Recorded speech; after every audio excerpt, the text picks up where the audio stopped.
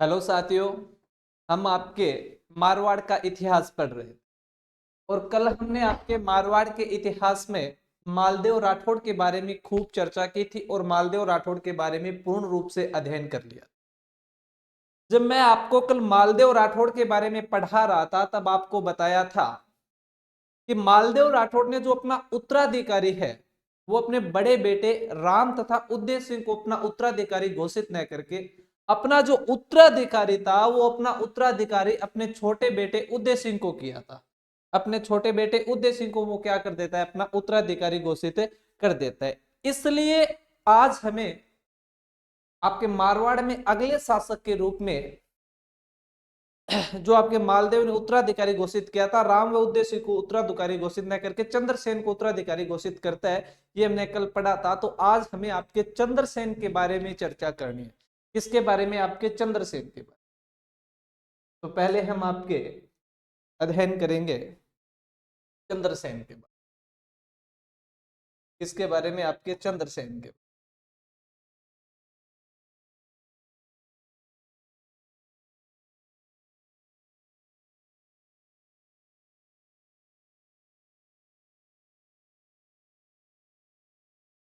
चंद्रसेन, महाराजा चंद्रसेन, और इनका शासन काल है आपके मालदेव का 1531 से 62 था। इनका आपके 1562 से 81 तक का शासन काल रहेगा। किसका? चंद्रसेन। किसका? आपके चंद्रसेन। इसलिए हमें अब पढ़ना है आपका चंद्रसेन। तो पहली बात तो आपको ध्यान रखना है कि चंद्रसेन का शासन कब से कब तक रहा। तो 1562 से लेके 81 तक। याद रहे तो अच्छा बात है, नहीं रहे तो भी कोई बात नहीं है। शासन काल के बाद अब इनके बारे में अध्ययन क्या करना है। हमने कल बात की थी कि बड़ा बेटा कौन है मालदेव का? राम। छोटा बेटा कौन था आपका? उदय सिंह। कौन? आपका उदय सिंह। तो जब राम व उदय सिंह को मालदेव ने उत्तराधिकारी घोषित नहीं किया, उत्तराधिकारी घोषित कर दिया किसको? चंद्रसेन को। और मालदेव राठौड़ की जब आपकी मृत्यु हुई तो मृत्यु के बाद मारवाड़ का शासक बना कौन? आपका चंद्रसेन। लेकिन जब चंद्रसेन शासक बना तो ये आपके जो राम व उदय सिंह है इन्होंने विद्रोह कर दिया। इन्होंने क्या कर दिया था? आपका विद्रोह कर दिया। इसलिए राम को तो आपके चंद्रसेन ने नाडोल के युद्ध में पराजित किया। कौन से युद्ध में? आपके नाडोल के युद्ध में पराजित किया था। और उदय सिंह को आपके लोहावट के युद्ध में पराजित किया। कौन से युद्ध में? लोहावट के युद्ध में। तो हमें याद रखना है कि चंद्रसेन ने प्रारंभिक काल में जब आपका शासन बनता है, तो जब आपका शासक बना तो अपने भाई राम को नाडोल के युद्ध में तथा आपके उदय सिंह को लोहावट के युद्ध में पराजित किया था। क्या याद रखोगे आप? ये आपको ध्यान रखना है माल चंद्रसेन के बारे में। ध्यान क्या रखना है आपको कि इन्होंने इन्होंने अपने भाई अपने भाई राम को नाडोल तथा उदय सिंह को तथा उदय सिंह को उदय सिंह को लोहावट के युद्ध में पराजित किया। लोहावट के युद्ध में पराजित किया। पराजित किया। कहने का मतलब जब आपका चंद्रसेन शासक बना तो शासक बनने के बाद प्रारंभिक रूप में उसके शुरुआती दौर में यह समस्या आई। समस्या क्या थी कि उसका एक भाई बड़ा राम तथा एक आपका उदय सिंह है, ये आपके विद्रोह कर देते। और जो विद्रोह किया तो आपके चंद्रसेन ने अपने भाई राम को तो नाडोल के युद्ध में और आपके उदय सिंह को लोहावट के युद्ध में पराजित किया। अब इनको जब पराजित कर दिया तो कुछ समय के लिए तो राम संघर्ष करता रहा कि किस प्रकार से मारवाड़ का शासक बना जाए, मारवाड़ का शासक आपका बना जाए। राजतंत्र है, मन करता है सभी का शासन बनने के लिए। लेकिन फिर राम के समझ में आ गया कि ऐसे तो पार पड़ने वाली नहीं है, इसलिए कोई बड़ी शक्ति का सहारा लिया जाए। इसलिए 2 साल बाद में लगभग 1564 में जो आपका राम था ये बड़ी सहायता लेने के लिए, आपके बड़ी शक्ति का सहारा लेने के लिए अकबर के पास चला जाता है। क्योंकि उस समय आपके मुगल शासक कौन हुआ करते थे? अकबर। और अकबर को जाके बताता है कि ऐसे ऐसे मैं मालदेव राठौड़ का बड़ा बेटा हूं राम, और मेरा छोटा भाई चंद्रसेन है वो मारवाड़ का शासक बन रहा है, आप मेरे सहायता करो और सहायता करके मुझे मारवाड़ का राज्य दे। अब ये बात जब अकबर को बताता है राम तो अकबर खुश हुआ, क्योंकि अकबर पहले ही आपके मारवाड़ पे अपनी आंखें जमाए हुए था। क्योंकि अकबर को लगता था कि अगर मालदेव मेरे पिता हुमायूं को सहायता दे देता तो मेरे पिता को भटकना नहीं पड़ता। इसके अलावा अब मेरे पास मौका है मारवाड़ पे आक्रमण करने का, क्योंकि जब तक आपका मालदेव जिंदा था तब तक तो अकबर की हिम्मत नहीं हुई कि वो आपके मारवाड़ पे आक्रमण कर दे।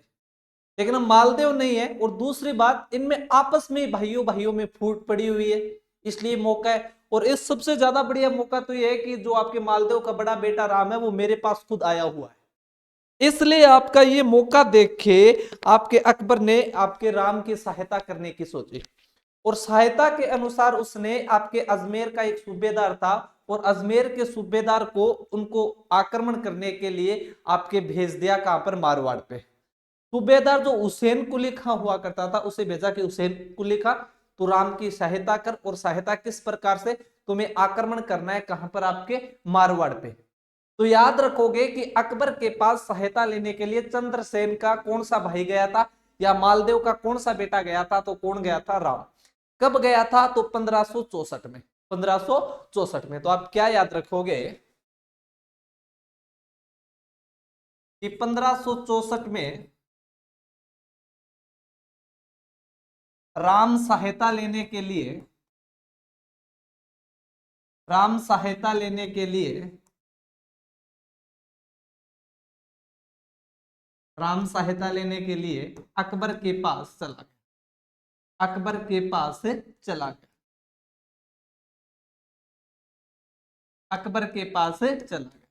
अब अकबर के पास चला गया तो अकबर सहायता देता, और सहायता किस रूप से देता है, अजमेर के सूबेदार हुसैन कुली खां को आपके मारवाड़ पे आक्रमण करने के लिए भेजता है।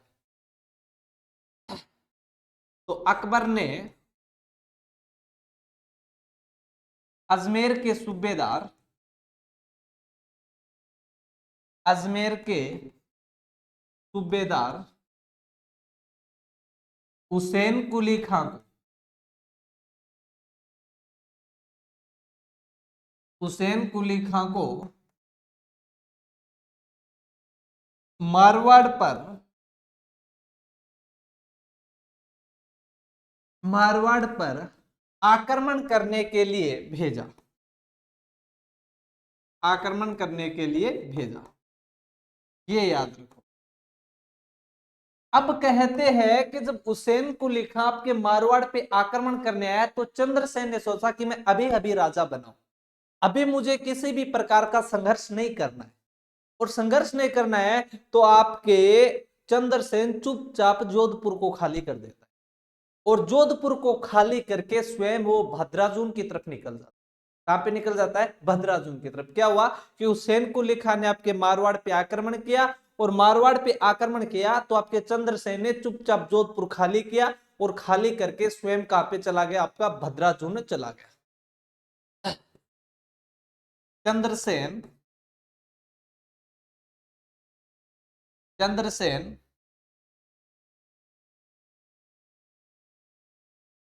जोधपुर को छोड़कर भद्राजुन चला गया। कहां पे चला गया, आपका भद्राजुन चला गया। कहां पे चला गया, आपका भद्राजुन। एक नाम देखो, आपके सामने एक नाम आया, मैं इस नाम की चर्चा करूं, आपके भद्राजुन। ये नाम क्या, थोड़ा सा पीछे जगन्नाथ यात्रा निकल रही थी तो आपके दिमाग में आ रहा है, तो ये नाम बना किससे। एक आपने नाम सुना है, अर्जुन की बहन हुआ करती थी सुभद्रा, सुभद्रा। कौन, आपकी सुभद्रा। और सुभद्रा, जो सुभद्रा है इसका विवाह हुआ था किसके साथ, आपके अर्जुन के साथ। किसके साथ, आपके अर्जुन के साथ। और सुभद्रा और अर्जुन अपने विवाह के बाद जिस स्थान पे आए थे वो पहला स्थान कौन सा था, आपके सुभद्रा जो कौन सा आपका? सभद्राजुन। तो सभद्राजुन था और हमारे वालों से ये नाम बोला नहीं गया, सभद्राजुन सभद्राजुन करते करते हमारे वालों ने क्या किया, हमारे वालों ने ये किया कि जब इनसे ये नाम बोला नहीं गया तो हमारे वालों ने आपके इस स को हटा दिया। नाम क्या बन गया आपका? भद्राजुन। भद्राजुन भद्राजुन भद्राजुन कहते कहते हमारे वालों ने इसका नाम कर दिया आपका भद्राजुन। तो याद रखना ये थोड़ा सा नाम कि आपके दिमाग में रह जाएगा अब, कि आपके जब हुसैन कुली खान ने आक्रमण किया था तो आपके चंद्रसेन कहां चले गए थे? भद्राजुन में चले गए। अब चंद्रसेन आपके भद्राजुन चले गए और कुछ समय के बाद आपका अब मारवाड़ पे अधिकार हो रखा है किसका? अकबर का, जोधपुर में। लेकिन 1570 के आसपास अकबर आपके ख्वाजा मोइनुद्दीन चिश्ती की जियारत करने आता है। और जब 1570 में जियारत करने आया तो उस समय आपके पश्चिमी राजस्थान में अकाल पड़ा हुआ था। जब पश्चिमी राजस्थान में अकाल पड़ा हुआ था और लोगों को पता चला कि मुगल बादशाह आया हुआ है, तो लोगों ने मुगल बादशाह से मिले और मिलके कहा कि महाराज हमारे कुछ कर्म आप कीजिए, हमारी सहायता कीजिए, हमारी अकाल पड़ा हुआ है। क्योंकि आज जब हमारे अकाल पड़ता है तो हम सरकार से आग्रह करते हैं कि हमें किसी प्रकार की रियायत दिया जाए, कोई काम दिया जाए, अन्य चीज दी जाए। लेकिन उस समय तो आपकी सरकार सब कुछ कौन हुआ करते थे? आपके राजा महाराजा। और इस समय सबसे बड़ा राजा कौन? आपका मुगल बादशाह। तो लोगों ने मुगल बादशाह से मिला। जब लोग मुगल बादशाह से मिले तो अकबर ने कहा कि चलो मैं आपके राजाओं से मुलाकात करता हूं और देखता हूं कि क्या करना है। तो अकबर ने 1570 में इन राजाओं, पश्चिमी राजस्थान के राजाओं से मिलने के लिए एक दरबार लगाया। और वो दरबार आपके किस नाम से जाना जाता है? तो याद रखना वो दरबार जाना जाता है आपके नागौर दरबार के नाम से। तो अकबर आता है और आके एक दरबार लगाता है, कौन सा आपका? नागौर दरबार। नागौर दरबार। और नागौर दरबार कब लगाया गया? तो 1570 में। कब लगाया गया आपका? 1570 में। अब नागौर दरबार के बारे में आपको ध्यान क्या रखना है? तो याद रखना, आपको ध्यान रखना है पहली बात कि यह दरबार नाम से स्पष्ट हो रहा है कहां पे लगा है आपका? नागौर में। तो यह दरबार नागौर में लगाया गया। ये दरबार कहां पे लगाया गया आपका? नागौर में लगाया गया। इसके अलावा जब दरबार नागौर में लगाया गया तो किसकी सहायता से लगाया गया था? तो मैंने आपको बताया था आपके भारमल ने अपनी पुत्री हरकाबाई का विवाह अकबर के साथ किया था, जो राजस्थान का पहला आपका शासक था। तो ये जो दरबार लगा था ये आपके भारमल की सलाह से लगा था। तो कई बार पूछ लिया जाता है कि अकबर ने नागौर दरबार किसकी सलाह पर लगाया था? तो आपके भारमल पर। तो याद रखना अकबर ने यह दरबार आमेर शासक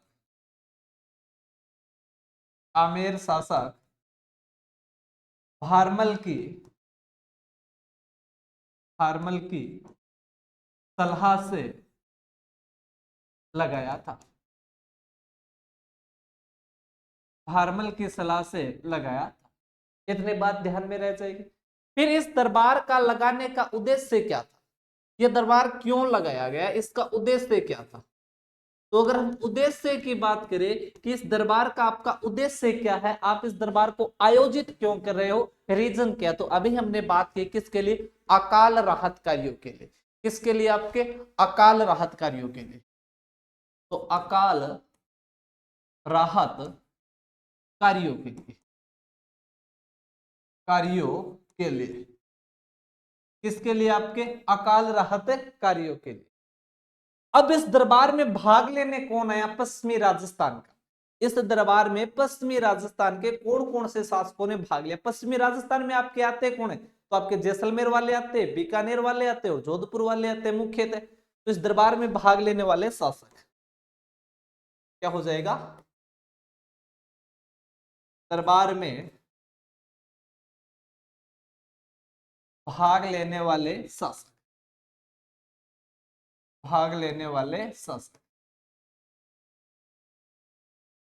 दरबार में भाग लेने वाले शासक, दरबार में भाग कौन कौन ले रहा है आपका, तो याद रखोगे एक है आपके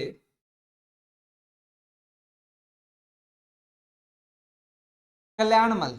कौन है आपके, कल्याणमल। और कल्याणमल कहाँ के, आपके बीकानेर के। कहाँ के शासक, आपके बीकानेर के। ठीक है, कल्याणमल कहाँ के शासक हो गए, आपके बीकानेर के। इसके अलावा जैसलमेर के उस समय शासक कौन थे, तो हरिराज। कौन थे आपके, हरिराज। तो याद रखोगे हरिराज। हरिराज कहां से, आपके जैसलमेर से। कहां से, आपके जैसलमेर से। एक आपके भाग लिया था उदय सिंह। कौन, आपके उदय सिंह। और उदय सिंह कहां का है, आपके तो मारवाड़ का। क्योंकि इस समय आपका चंद्रसेन था वो तो भद्राजुन में था, और आपका जो उदय सिंह था उस समय मारवाड़ में था, तो उदय सिंह चला गया मारवाड़ की तरफ, क्योंकि वो भी राजा बनना चाहता है।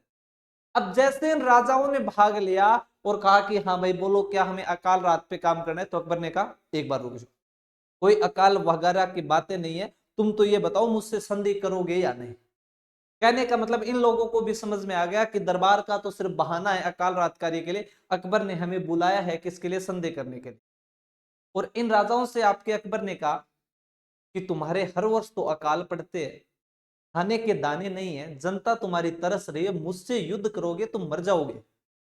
इससे अच्छा है तुम तुम्हारे यहां शांति से रहो और मैं वहां पे आराम से शांति से रहता हूँ, मिलजुल के रहते हैं आराम से, कोई टेंशन नहीं है, इसलिए तुम लोग मेरे साथ संधि कर लो। तो कहते हैं कि आपके कल्याणमल हरिराज जी आपके संधि कर लेते। उदय सिंह ने कहा कि मुझे तो शासक बनना है, तो अकबर ने कहा एक बार रुक, शासक बनना है नहीं बनना है वो बाद में देखेंगे, अभी तुम मेरे साथ संधि कर। तो कहते हैं कि उदय सिंह भी आपका संधि कर लेता है। लेकिन जो चंद्रसेन थे भद्राजुन से वो भी आए इस दरबार में, तो याद रखना चंद्रसेन ने भी दरबार में भाग लिया। किसने, आपके चंद्रसेन। चंद्रसेन भी भाग लेता है मारवाड़ का इस दरबार में। पर जब चंद्रसेन आता है और चंद्रसेन आके देखता है कि वास्तव में यहाँ पे किसी भी प्रकार की अकाल राहतकारियों की बात नहीं चल रही, अकबर संधि कर रहा है। और वो जब अकबर का झुकाव देखता है किसकी तरफ, आपके उदय सिंह की तरफ, और उसको लगा कि भाई उदय सिंह पहले ही आ गए और आगे इन्होंने संधि भी कर ली है, तो मेरा क्या काम है। तो कहते हैं कि चंद्रसेन ने जब आपके अकबर का झुकाव उदय सिंह की ओर देखा, तो अकबर के साथ बिना मुलाकात किए ही वापस चले गए और भद्राचून में वापस गए। तो कहते हैं जब वो भद्राचून अकबर से बिना मिले चले गए, तब अकबर को गुस्सा है कि इतनी हिम्मत, दरबार में आया मुझसे मिला नहीं और बिना मिले भद्राचून आपका चला गया। तो भद्राचून चला गया, तब फिर अकबर ने आपका आक्रमण करेगा भद्राचून पे। लेकिन आपको याद रखना, पूछ लिया जाए क्या नागौर दरबार में चंद्रसेन ने भाग लिया था, हाँ चंद्रसेन भाग लेने आता है। पर क्या चंद्रसेन ने अकबर से मुलाकात की थी, नहीं, अकबर से मुलाकात नहीं करता है कौन, आपका चंद्रसेन। तो ये बात आपको याद रखनी। क्या बात याद रखनी आपको, कि चंद्रसेन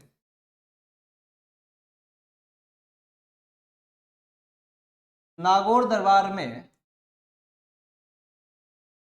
नागौर दरबार में भाग लेता है, किंतु अकबर का, किंतु अकबर का झुकाव,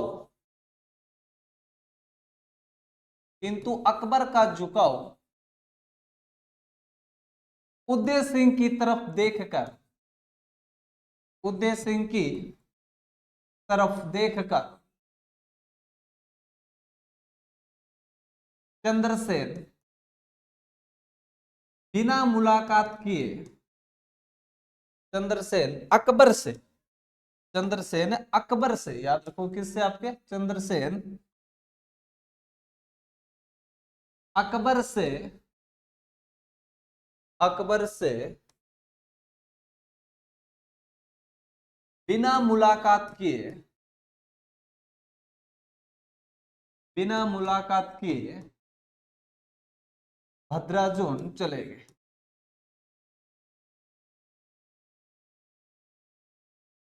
भद्राजुन चले गए। जब आपका चंद्रसेन अकबर से बिना मुलाकात के भद्राजुन चला गया, तब गुस्सा आया किसको, आपके अकबर ने। और अकबर ने कहा कि चंद्रसेन की इतनी हिम्मत कि मेरे दरबार में आया और मुझसे बिना मिला आपका चला गया। तो अकबर ने कहा कि अब क्या किया जाए। तो अकबर ने कहा बस करना कुछ नहीं है, आक्रमण किया जाए चंद्रसेन पे। चंद्रसेन जिस समय अब आपका भद्राजुन में रह रहा है, तो भद्राजुन पे आक्रमण किया जाए। और कहते हैं कि अकबर ने भद्राजुन पे आक्रमण किया। पर एक बात इसमें और आप याद रख लेना कि बीकानेर बीकानेर जैसलमेर तथा उदय सिंह ने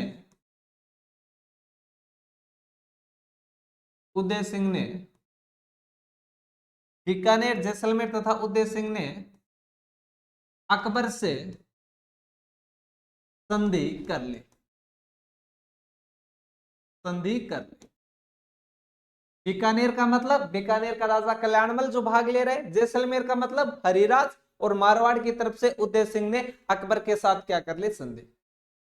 अब संधि तो कर ली, लेकिन जब अकबर ने कहा कि लोग पूछेंगे आपने अकाल रातकारियों के लिए क्या किया, वो तुमने किए ही नहीं, तो ये दरबार आपका शुक्रवार के दिन आयोजित किया गया। तो कहा कि एक तालाब आपका खुदवा दिया जाए अकाल रातकारी के लिए। तो एक तालाब बनाया गया था इस दरबार के दौरान, और शुक्रवार के दिन ये दरबार लगा था, इसलिए आपके तालाब का नाम ही रख दिया शुक्र तालाब। तो पूछ लिया जाए कि अकबर ने शुक्र तालाब का निर्माण कब करवाया था, तो नागौर दरबार के दौरान करवाया था। तो एक बात ये भी ध्यान रखोगे कि अकबर ने अकाल राहत के लिए अकाल राहत के लिए शुक्र तालाब का, किस तालाब का, आपके शुक्र तालाब का, शुक्रवार के दिन लगा था इसलिए तालाब का नाम रख दिया शुक्र तालाब। तो शुक्र तालाब का निर्माण करवाया, शुक्र तालाब का क्या करवाया, आपका निर्माण करवाया, शुक्र तालाब का निर्माण करवाया। अब आपका वो चंद्रसेन बिना मिले चला गया, तो अकबर उसके खिलाफ आक्रमण करता है। तो अकबर ने भद्राजुन पे भद्राजुन पे भद्राजुन पर आक्रमण किया, भद्राजुन पे आक्रमण किया। अब भद्राजुन पे आक्रमण किया तो इस समय चंद्रसेन कहां पर था, आपके भद्राजुन पे, और भद्राजुन पे आक्रमण हुआ तो चंद्रसेन थोड़ा सा पीछे और खिसका, और खिसक के भद्राजुन को छोड़ के आपका सिवाना में चला गया। कहां पे चला गया, आपके सिवाना में चला गया। तो अकबर ने भद्राजुन पे आक्रमण किया, इसीलिए इसीलिए चंद्रसेन इसीलिए चंद्रसेन चंद्रसेन कहां पे चला गया, आपका सिवाना चला गया। याद रखना, चंद्रसेन कहां पे आपका चला गया, सिवाना। चंद्रसेन सिवाना सिवाना चला गया। चंद्रसेन कहां पे चला गया, आपका सिवाना चला गया। और मैंने आपको सिवाना के बारे में बताया था कि जो आपका सिवाना है, वो सिवाना आपके मारवाड़ के राठौड़ों की क्या कहलाता है, शरणस्थली कहलाता है। तो अब आपका सिवाना चला गया, तो सिवाना सिवाना राठौड़ों की क्या कहलाता है, शरणस्थली कहलाता है। तो याद रखोगे। अब आपका चंद्रसेन पहले कहां पर था, जोधपुर, जोधपुर से भद्राजुन आया, भद्राजुन पे आक्रमण हुआ तो कहां पे चला गया, सिवाना चला गया।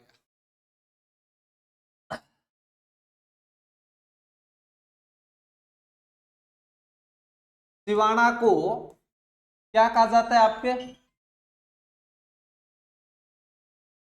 सिवाना को सिवाना को क्या कहा जाता है, आपके राठौड़ों की शरणस्थली कहा जाता है। सिवाना को क्या कहा जाता है, आपके राठौड़ों की शरणस्थली कहा जाता है। याद रखो, सिवाना को राठौड़ों की शरणस्थली शरणस्थली कहा जाता है। सिवाना का राठौड़ों की क्या कहा जाता है, आपके शरणस्थली कहा जाता है। एक मिनट रुकना बच्चों।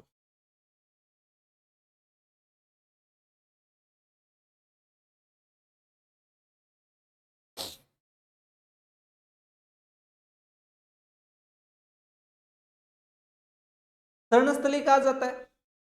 अब कहते हैं कि टाइम चल रहा है आपके 1572 के आसपास, और 1572 के आसपास का समय चल रहा है। तो आप याद रखोगे इस समय जो आपके बीकानेर के राय सिंह हुआ करते थे। राय सिंह को अकबर ने मेहरानगढ़ दुर्ग या जोधपुर का प्रशासक बनाया था 1572 से लेके 74। तो इस समय आपके जोधपुर का प्रशासक बना हुआ है कौन? आपका राय सिंह। क्योंकि अकबर भी चाहता है कि इन राठौड़ों में आपस में फूट डाल दी जाए, क्योंकि कभी मालदेव ने बीकानेर वालों पे आक्रमण किया था, आपके पाहिबा या साहिबा का आपका युद्ध याद आ रहा है, जेतसी वाला, इसलिए वो बीकानेर वालों को आपके जोधपुर का प्रशासक बना रहा है। तो एक बात ये भी याद रखना, 1572 से 74 तक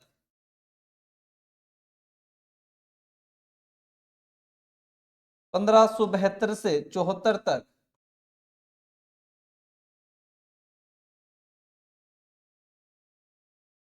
बीकानेर के राजकुमार, बीकानेर के राजकुमार राय सिंह, राय सिंह, राय सिंह जोधपुर के प्रशासक रहे, जोधपुर के प्रशासक रहे। और कहा कि जब तक 1572 से 74 तक आपके राय सिंह प्रशासक बने हुए थे, तब तक चंद्रसेन किसी भी प्रकार का मारवाड़ पे आक्रमण नहीं करे।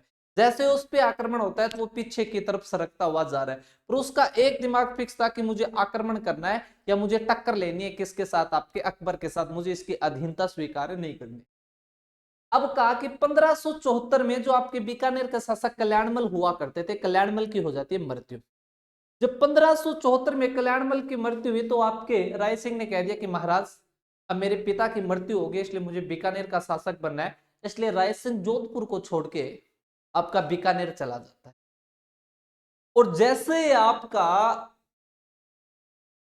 राय सिंह आपका जोधपुर की आपके बीकानेर की तरफ जाता है, तो इसके बाद में चंद्रसेन आपका आक्रमण करना शुरू कर देता है। चंद्रसेन ने आक्रमण करना शुरू किया और कहते हैं कि कुछ समय के लिए आपका चंद्रसेन है वो मेवाड़ में शरण लेता है इस समय। इसके अलावा डूंगरपुर के आस्करण के पास भी आपकी शरण ली थी।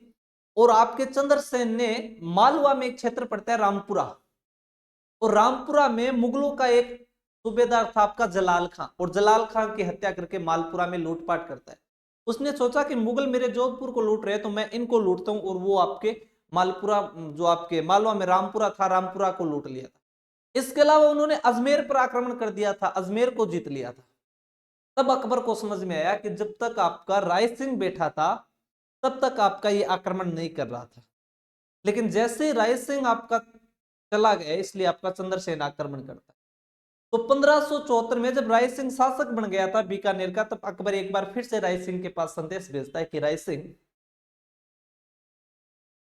तुम्हें आपका फिर से आक्रमण करना होगा, किस पे?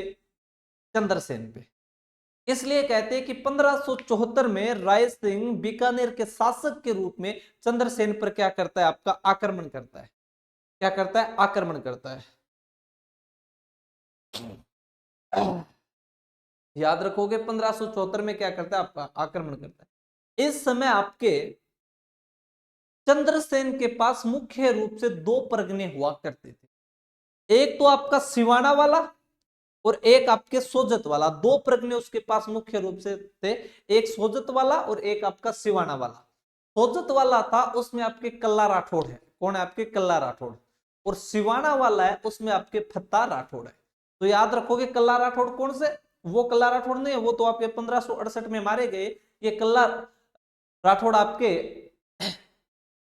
जो चंद्रसेन है, चंद्रसेन के भाई के लड़के हुआ करते थे। तो याद रखोगे कि 1574 में 1574 में बीकानेर के महाराजा, इतने दिन राजकुमार थे अब महाराजा है, तो बीकानेर के महाराजा,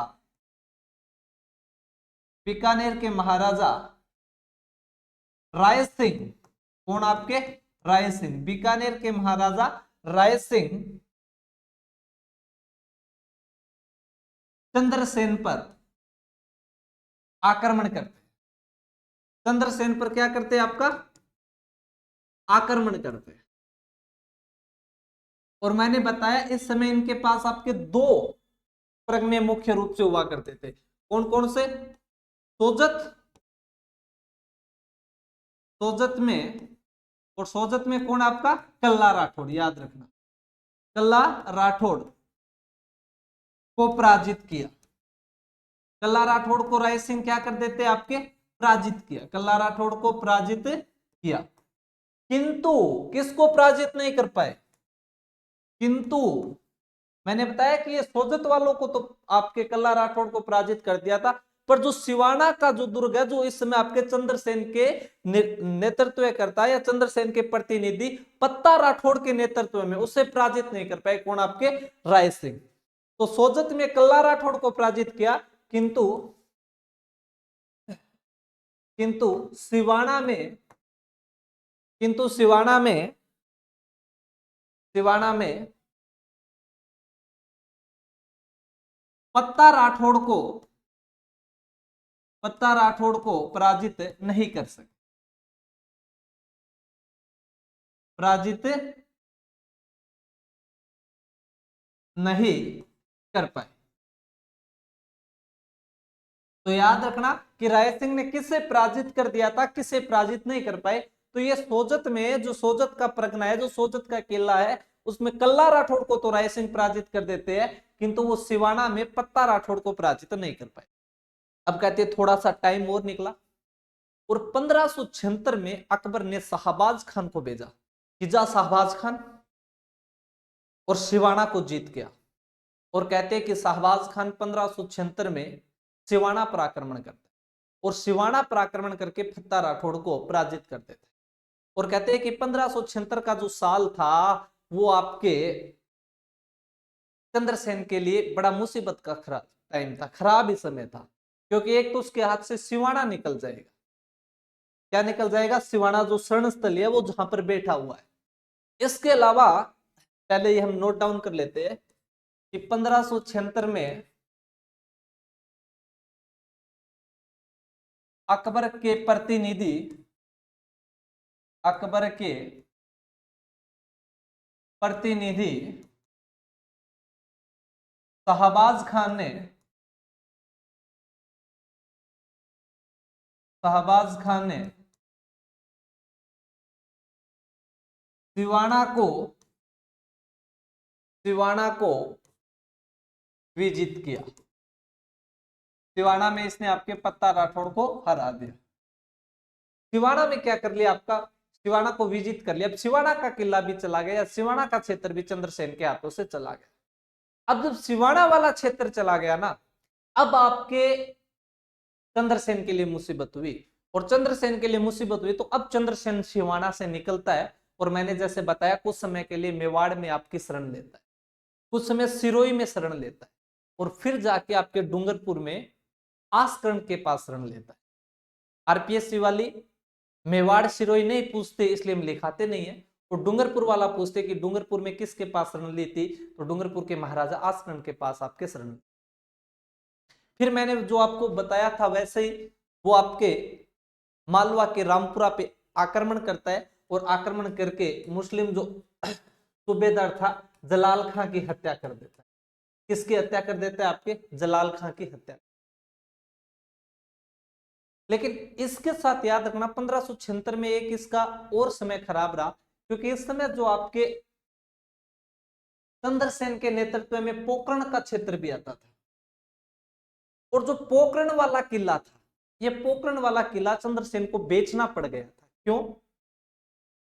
क्योंकि आपको पता है पोकरण वाला क्षेत्र कभी भाटियों का हुआ करता था, जैसलमेर वाले भाटी, और जैसलमेर वालों से मालदेव ने छीन लिया था। और अब आपका जो जैसलमेर का शासक है वो हरिराज है, और उसने आपके अकबर से संधि कर रखी है, और उसे लगा कि इस समय चंद्रसेन भी आपका मुसीबतों में घिरा हुआ है, तो उसने आपके पोकरण के किले को चारों मेर से घेर लेता। जो आपका हरिराज था, इस हरिराज ने पोकरण के किले को चारों मेर से घेर लिया। जब पोकरण के किले को चारों मेर से आपके घेर लिया, तो चंद्रसेन के लिए और भी मुसीबतें।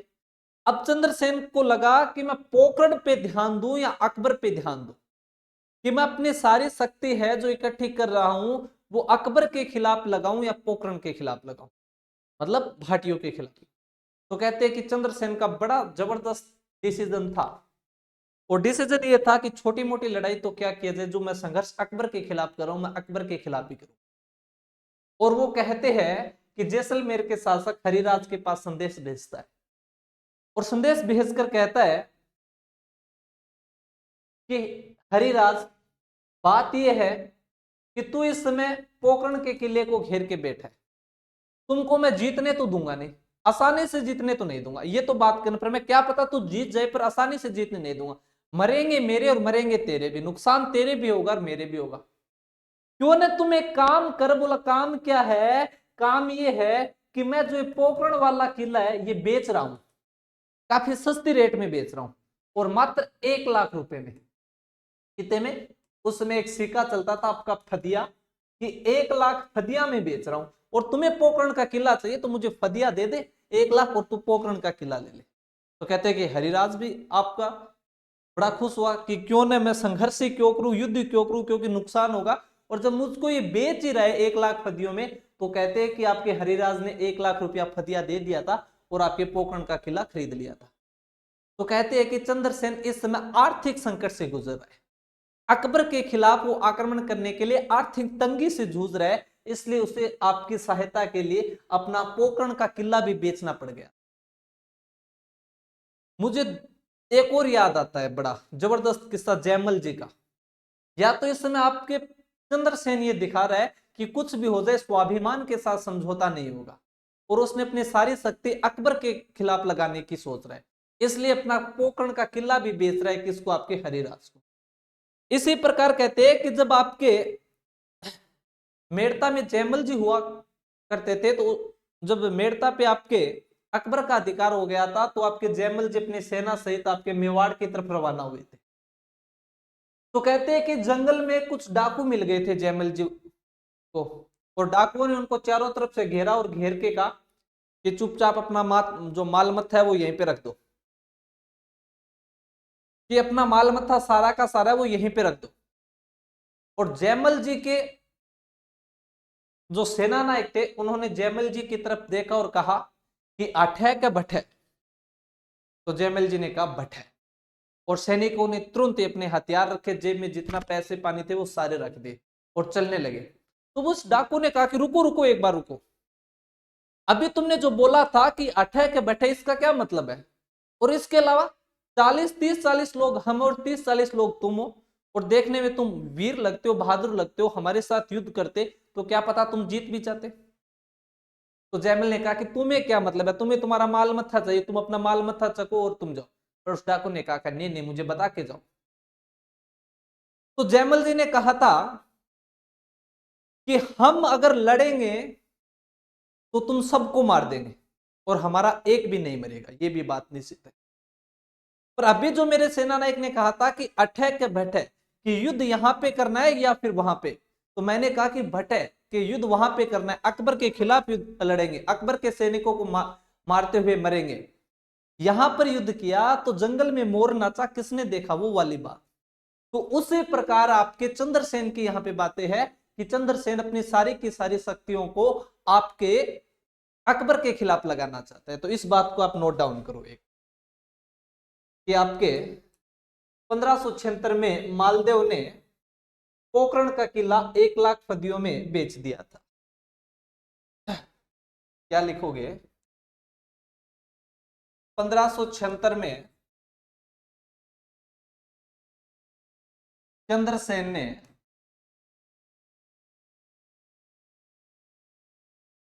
जैसलमेर शासक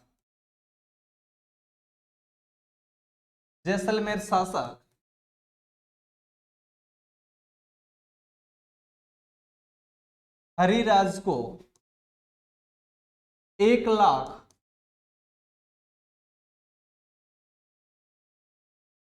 1 लाख फदियों में पोकरण का किला बेच दिया। पोकरण का किला बेच दिया। एक बात तो ये, एक मैंने जो भी बताया था कि चंद्रसेन ने शरण ली थी कहां पर? आपके चंद्रसेन ने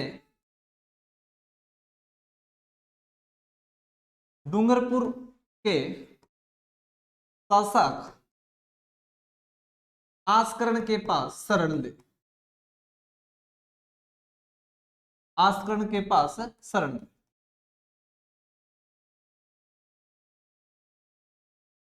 आस्करण के पास शरण ले। अब धीरे धीरे आपके चंद्रसेन संघर्ष करना प्रारंभ करता है। वो आपके रामपुरा में आपके जलाल खां को मार देता है, अजमेर को भी जीत लेता है। ये आपकी बात 1581 के आसपास की बात है। वो 1581 में आपके आसपास में अजमेर को जीत लेता है। फिर वो आपके सारण की पहाड़ियों में होते हैं उस समय। कौन सी पहाड़ियों में? आपके सारण की पहाड़ियों। और सारण की पहाड़ियों में बैठ के विचार कर रहे थे कि अब हमें आपका हमला कहां पर करना है, आपका कौन से क्षेत्र को जीतना है। तो कुछ लोगों ने कहा कि हमको किस क्षेत्र को जीतने से पहले जो हमारे राठौड़ भाई है, जो हमारे राठौड़ भाइयों में फूट पड़ी हुई है, हमें इसे दूर करना होगा।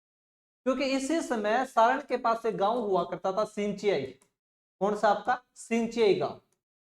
और सिंचियाई गांव में कोई आपका एक वेरीसाल नाम का सेना नायक था, जो उस समय आपके चंद्रसेन से नाराज चल रहा था। तो चंद्रसेन ने कहा कि हमें क्या करना चाहिए कि, तो अन्य सैनिकों ने कहा कि, अन्य सेना नायकों ने कहा कि हमको बेरीसाल के घर पे जाके भोजन कर लेना चाहिए, जिससे बेरीसाल की नाराजगी दूर हो जाएगी। तो 1581 में जब सारण की पहाड़ियों में के पास सिंचियाई गांव में चंद्रसेन आपका बेरीसाल के घर पे भोजन करने जाता है, तो बेरीसाल उससे पहले खून खाया बैठा हुआ था और भोजन में जहर दे देता है, जिसकी वजह से 1581 में सिंचियाई गांव में आपके चंद्रसेन की क्या हो जाती है? मृत्यु हो जाती है। चंद्रसेन की क्या हो जाती है? मृत्यु हो जाती है। तो एक बात ये भी लिखो, 1581 में सिंचियाई गांव में, सिंचियाई गांव में चंद्रसेन की मृत्यु हुई। चंद्रसेन की मृत्यु हुई। और मृत्यु हुई कैसे है? तो जहर देने से, भोजन में जहर दे दिया गया। पर क्या आपके चंद्रसेन ने आजीवन भर आपका संघर्ष करता रहा? क्या आपके अकबर से संधि की? तो नहीं की। तो क्या लिखोगे? चंद्रसेन आजीवन भर, आजीवन भर अकबर से संघर्ष करता रहा, संघर्ष करता रहा। तो ये कौन था बच्चा? आपका चंद्रसेन था। ये आपका हमने चंद्रसेन के बारे में पूरा अध्ययन किया। एक बार आप देखो हमने क्या क्या पढ़ा है आपके चंद्रसेन के बारे में। कि चंद्रसेन स्टार्टिंग में आपके अपने भाई राम को नाडोल के युद्ध में तथा उदय सिंह को लोहावट के युद्ध में पराजित किया प्रारंभिक। 1564 में राम किसके पास सहायता लेने के लिए चला गया? तो अकबर के पास सहायता लेने के लिए। अकबर ने किसको आक्रमण करने के लिए भेजा? तो सूबेदार हुसैन कुली खां। हुसैन कुली खां ने मारवाड़ पे आक्रमण किया, इसलिए आपका चंद्रसेन कहां चला गया? तो चंद्रसेन भद्राजुन चला गया। इसके बाद में नागौर दरबार लगा। तो जो आपका नागौर दरबार लगा है, ये नागौर दरबार कहां पे लगा? तो नागौर दुर्ग में। कहां पर? आपके नागौर दुर्ग में। याद रखोगे, नागौर दुर्ग में लगता है, नागौर दुर्ग में। अकबर ने ये दरबार किसकी सलाह पे लगाया था? तो भारमल की सलाह पे लगाया। तो और भारमल कौन है? तो आमेर का शासक। इसका उद्देश्य क्या था? तो अकाल राहत कार्य। इसमें किस किस ने भाग लिया? तो बीकानेर की तरफ से कल्याणमल, जैसलमेर की तरफ से हरिराज, और मारवाड़ की तरफ से दो व्यक्ति भाग ले रहे, एक आपका उदय सिंह और एक आपका चंद्रसेन। इसके अलावा चंद्रसेन नागौर दरबार में भाग लेता है या नहीं? तो आपको याद रखना है कि चंद्रसेन ने नागौर दरबार में भाग लिया था, किंतु मुलाकात नहीं की थी। किसके साथ? आपके अकबर के साथ। और बिना मुलाकात के वापस कहां पे चला गया था? भद्राजुम। इसलिए अकबर भद्राजुम पे आक्रमण करता है। इसके अलावा बीकानेर के शासक कल्याणमल, जैसलमेर के हरिराज तथा उदय सिंह ने अकबर से संधि कहां पे की थी? तो याद रखोगे, नागौर दुर्ग में की थी, और 1570 में। अकबर ने भद्राजुम पे बाद में क्या किया था? आक्रमण। इसलिए चंद्रसेन बाद में कहां चला गया? आपका सिवाना। कहां पे चला गया? आपका सिवाना। और सिवाना को राठौड़ों की क्या कहा जाता है, शरणस्थली कहा जाता है। याद रखना कि मारवाड़ के राठौड़ों की शरणस्थली किसे कहा जाता है, तो आपके सिवाना को कहा जाता है, मारवाड़ के राठौड़ों की। इसके बाद में मैंने बताया कि 1572 से 74 के बीच मारवाड़ का प्रशासक कौन रहा था, तो आपके बीकानेर के राजकुमार राय सिंह। या फिर पूछा जाए बीकानेर के महाराजा राय सिंह ने चंद्रसेन पे आक्रमण कब किया था, तो 1574 ईस्वी में। कब किया था, 1574 ईस्वी में। आक्रमण कहां पे किया, तो सोजत में किया। सोजत में उस समय कौन है आपका, कल्ला राठौड़। लेकिन सिवाना पे आक्रमण नहीं कर पाए, आपके सिवाना पे आक्रमण किया पर सिवाना को जीत नहीं पाए, और सिवाना में कौन था आपका, पत्ता राठौड़। इसके अलावा जब सिवाना को राय सिंह नहीं जीत पाता है, इसलिए सिवाना को जीतने के लिए 1576 में अकबर ने किसे भेजा था आपके, तो शाहबाज खान को, और शाहबाज खान सिवाना को जीत लेता है। इसलिए अकबर फिर शाहबाज खान को कुंभलगढ़ दुर्ग जीतने के लिए भेजता है मेवाड़। 1577, 1578 और 1579 में 3 बार आक्रमण करता है। आपको याद आ रहा है तो मैंने जब मेवाड़ पढ़ाया तब बताया था। इसलिए एक बात याद रखोगे, 1576 में आपके चंद्रसेन ने कौन सा किला बेच दिया था, तो याद रखोगे इन्होंने आपके पोकरण का किला बेचा था। किसको बेचा था, तो जैसलमेर के शासक हरिराज को बेचा था। चंद्रसेन ने किसके पास शरण ली थी, तो याद रखोगे आसकरण, और आसकरण कहां का शासक है, आपके डूंगरपुर का। चंद्रसेन की मृत्यु कब हुई, तो याद रखोगे 1581 में। कहां पर हुई थी, तो याद रखोगे सिंचेई गांव में। क्या चंद्रसेन ने अपने जीवन काल में अकबर से संधि की, नहीं। आजीवन भर क्या करता रहा था, आपके संघर्ष करता रहा था। आजीवन भर क्या करता रहा, आपके संघर्ष करता रहा। ये पूरा का पूरा कौन है आपका, चंद्रसेन। अब मैं थोड़ी सी बात कर लेता हूं आपके चंद्रसेन की उपाधियों की। अब बात करेंगे हम चंद्रसेन की उपाधियों की।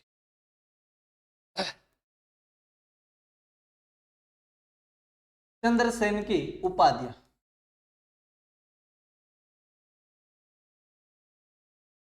चंद्रसेन की उपाधि कौन कौन सी उपाधि है चंद्रसेन। मैं बात करूं तो इसे क्या कहा जाता है, आपके मारवाड़ का प्रताप। मारवाड़ का प्रताप कहा जाता है। पूछ लिया जाए कि मारवाड़ का प्रताप किसे कहा जाता है, तो चंद्रसेन को। इसके अलावा प्रताप का अग्रगामी, प्रताप का अग्रगामी, अग्रगामी। और एक आप याद रखोगे, इसे कहा जाता है मारवाड़ का भूला बिसरा राजा।